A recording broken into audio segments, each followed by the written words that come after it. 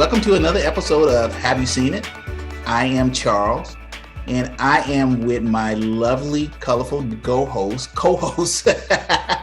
What is that co-host is? Co-host, Denise. How you doing, girl? I'm fine. Today, we're just going to jump right into it with our recommendations. Take it away, Denise. All right, thank you. And I haven't been in the theater in a minute, so I'm back to Netflix and Hulu. So my recommendation this week is a Netflix original titled Blood Brothers. It is I'll say movie / docudrama.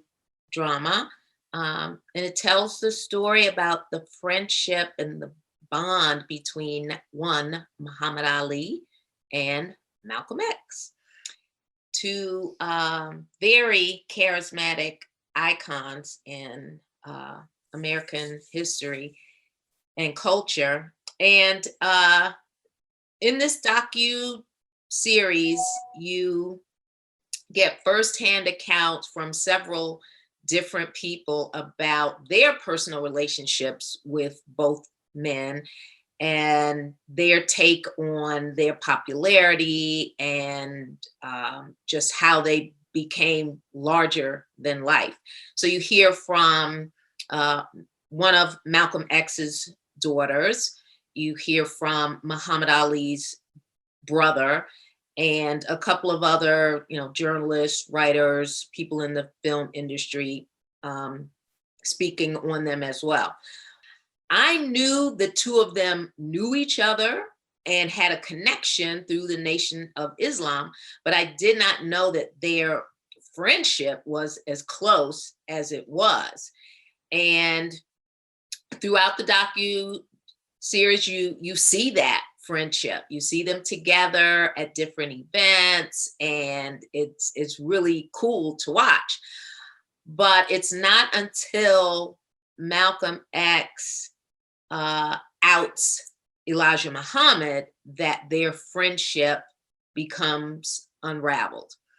And once Malcolm X has separated from Elijah Muhammad, Muhammad Ali doesn't take too kindly to it, because now he is a part of the Nation of Islam and he believes in their purpose and what they're saying. And if it comes from the mouth of Elijah Muhammad, then it is the truth, and we must believe what he says and do as he says. We don't speak ill of him.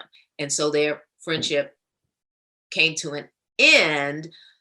Malcolm X had no ill will towards Muhammad Ali afterwards. And as a matter of fact, at one point they actually saw each other after, this fallout. And Malcolm X was very gracious, but Muhammad Ali felt some kind of way and was like, nope, we're done. This is it. And that was very interesting to learn. And it was interesting to watch. And when that happened, when their bond kind of broke apart, I felt it, and I felt bad, because I'm like, wow, it was so good. And it's sad that it ended the way that it did. So if you are a fan of either Malcolm X or Muhammad Ali, I recommend you take a look at Blood Brothers. It's just like 90 minutes, maybe a little bit more, but you'll be on the edge of your seat because you'll want to know more. You want to know more as you watch it. So that's my recommendation. So my recommendation this week is ShangChi and the Legend of the Ten Rings. Our main character, ShangChi, is played by Simu Yu. Aquafina is in it. Minji Jung, Fala Chung is in the movie. Benedict Wong, Michelle Yao, and Tony Leung.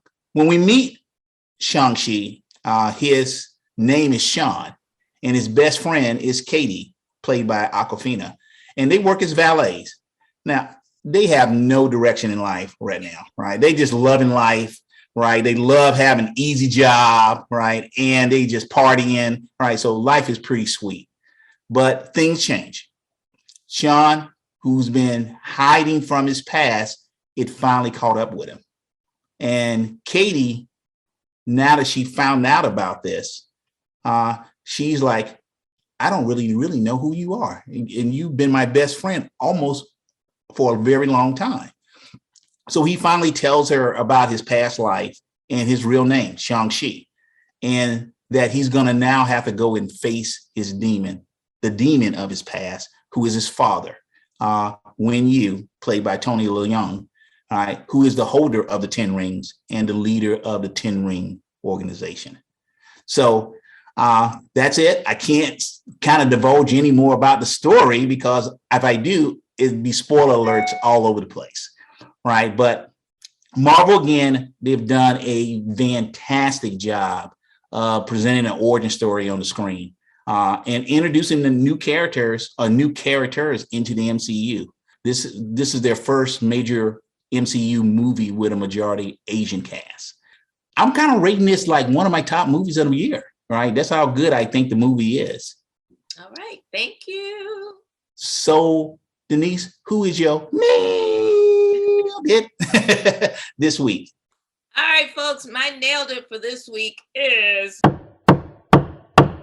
none other than Chevy Chase in the original Vacation movie.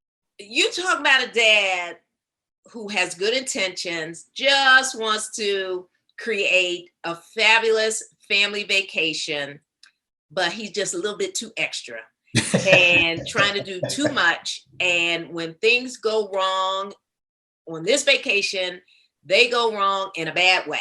And the more he tries to fix the things that have gone wrong, the worse things get. Laugh out loud movie, not just for the dialogue in the script, but the facial expressions and the physical comedy of Chevy Chase. He is a master at that. So if you just want to laugh your, you know what, off at this man trying to do too much, check out Vacation, Chevy Chase. He is my nailed it. So my nailed it for this week is Daniel Craig and his portrayal of James Bond. Craig, I think, who's given Bond that kind of rough look. Not that the other ones hadn't done it, but he actually has that like rough manly look and persona. I believe because of that, right, the writers of Bond were able to go with Bond in a different direction with Daniel Craig. And I just believe the stories that the movies that he's made with Bond has been a lot more interesting. Now, the next thing I'm about to say here is my own opinion, right? It's my own opinion, but I believe that the best Bond movie is Skyfall. I believe that Daniel Craig's tenure is about to come to an end with Bond. So my nailed it is Daniel Craig and his portrayal of James Bond. Okay, folks, you can subscribe to our YouTube channel. Make sure you hit that like button. And we are available on every podcast platform in the universe. Just type in, have you seen it with Charles and Denise? And there we will be.